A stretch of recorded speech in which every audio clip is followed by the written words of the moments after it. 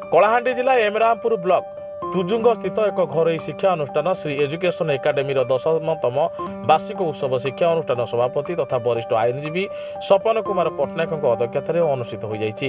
ଏଥିରେ ମୁଖ୍ୟ ଅତିଥି ଭାବେ ନଲା ନିର୍ବାଚନ ମଣ୍ଡଳୀ ବିଧାୟକ ଭୂପିନ୍ଦର ସିଂ, ମୁଖ୍ୟ ବକ୍ତା ଭାବେ ନାଟ୍ୟକାର ଗାଳ୍ପିକ ଡ ଉମାଶଙ୍କର ପ୍ରସାଦ ଶତପଥୀ, ସମ୍ମାନିତ ଅତିଥି ଭାବେ ଜିଲ୍ଲା ପରିଷଦ ଅଧ୍ୟକ୍ଷ ପୁଷ୍ପେନ୍ଦ୍ର କୁମାର ସିଂ ଦେଓ, ବ୍ଲକ ଅଧ୍ୟକ୍ଷା ଶ୍ରୀମତୀ ମନ୍ଦାକିନୀ ସିଂ ଦେଓ, ଶିକ୍ଷା ଅନୁଷ୍ଠାନର ଏମଡି ସରୋଜ କୁମାର ପ୍ରତି ଯୋଗଦେଇ ପ୍ରଥମେ ଜଗତରନାଥ ଜଗନ୍ନାଥଙ୍କର ଫଟୋଚିତ୍ରରେ ପ୍ରଦୀପ ପ୍ରଜ୍ୱଳନ ପୂର୍ବକ ପୁଷ୍ପ ମାଲ୍ୟାର୍ପଣ ପରେ ସଭା କାର୍ଯ୍ୟ ଆରମ୍ଭ ହୋଇଥିଲା।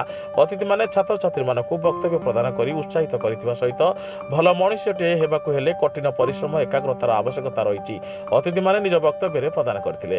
କୃତିତ୍ୱ ଛାତ୍ରଛାତ୍ରୀମାନଙ୍କୁ ଅତିଥିମାନଙ୍କ ଦ୍ୱାରା ପୁରସ୍କୃତ କରାଯାଇଥିବା ବେଳେ ସନ୍ଧ୍ୟା କାର୍ଯ୍ୟକ୍ରମରେ ଛାତ୍ରଛାତ୍ରୀମାନଙ୍କ ଦ୍ୱାରା ବିଭିନ୍ନ ସାଂସ୍କୃତିକ କାର୍ଯ୍ୟକ୍ରମ ଅନୁଷ୍ଠିତ ହୋଇଥିଲା।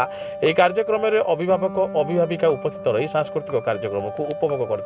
ପଶ୍ଚିମ ଓଡ଼ିଶାରୁ ଜୋନାଲ ହେଡ୍ ଉଦ୍ଧବ ପଣ୍ଡାଙ୍କ ରିପୋର୍ଟ, ସାଇ ସତ୍ୟ ନ୍ୟୁଜ୍।